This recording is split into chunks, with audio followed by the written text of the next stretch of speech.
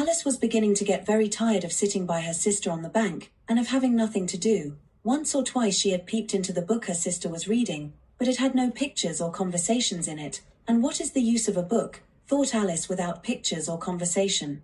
So she was considering in her own mind, as well as she could, for the hot day made her feel very sleepy and stupid, whether the pleasure of making a daisy chain would be worth the trouble of getting up and picking the daisies, when suddenly a white rabbit with pink eyes ran close by her.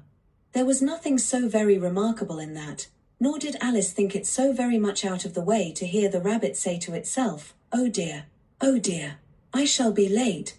When she thought it over afterwards, it occurred to her that she ought to have wondered at this, but at the time it all seemed quite natural. But when the rabbit actually took a watch out of its waistcoat pocket, and looked at it, and then hurried on, Alice started to her feet, for it flashed across her mind that she had never before seen a rabbit with either a waistcoat pocket, or a watch to take out of it, and burning with curiosity, she ran across the field after it, and fortunately was just in time to see it pop down a large rabbit hole under the hedge. In another moment down went Alice after it, never once considering how in the world she was to get out again. The rabbit hole went straight on like a tunnel for some way, and then dipped suddenly down, so suddenly that Alice had not a moment to think about stopping herself before she found herself falling down a very deep well. Either the well was very deep, or she fell very slowly, for she had plenty of time as she went down to look about her and to wonder what was going to happen next. First, she tried to look down and make out what she was coming to, but it was too dark to see anything. Then she looked at the sides of the well, and noticed that they were filled with cupboards and bookshelves. Here and there she saw maps and pictures hung upon pegs. She took down a jar from one of the shelves as she passed. It was labeled orange marmalade, but to her great disappointment it was empty. She did not like to drop the jar for fear of killing somebody, so managed to put it into one of the cupboards as she fell past it. Well, thought Alice to herself, after such a fall as this, I shall think nothing of tumbling downstairs. How brave they'll all think me at home. Why, I wouldn't say anything about it, even if I fell off the top of the house, which was very likely true. Down, down, down.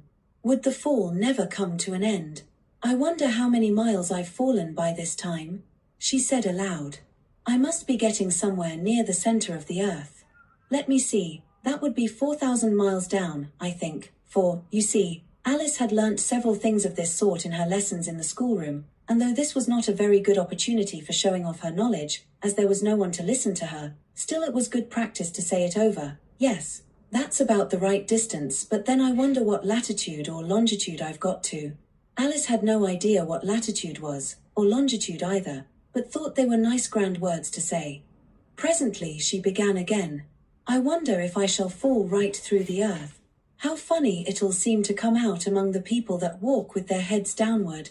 The antipathies, I think. She was rather glad there was no one listening, this time, as it didn't sound at all the right word, but I shall have to ask them what the name of the country is, you know. Please, ma'am, is this New Zealand or Australia?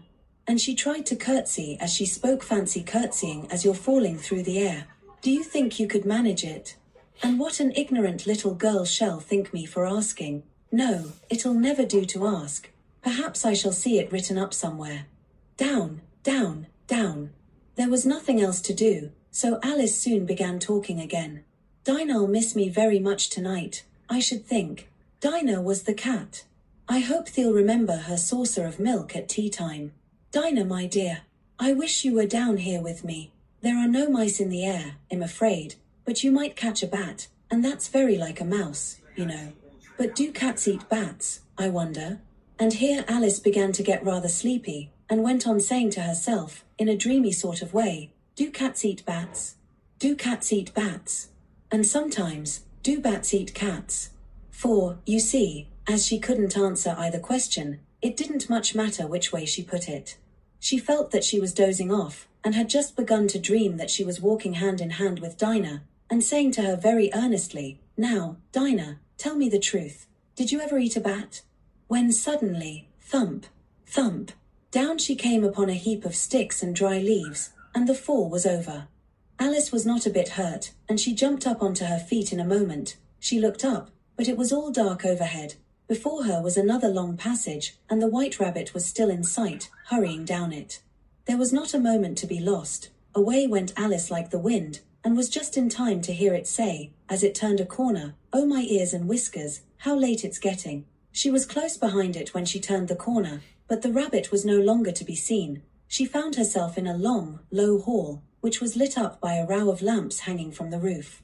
There were doors all round the hall, but they were all locked, and when Alice had been all the way down one side and up the other, trying every door, she walked sadly down the middle, wondering how she was ever to get out again. Suddenly she came upon a little three-legged table, all made of solid glass. There was nothing on it except a tiny golden key, and Alice's first thought was that it might belong to one of the doors of the hall, but, alas, either the locks were too large or the key was too small, but at any rate it would not open any of them. However, on the second time round, she came upon a low curtain she had not noticed before, and behind it was a little door about 15 inches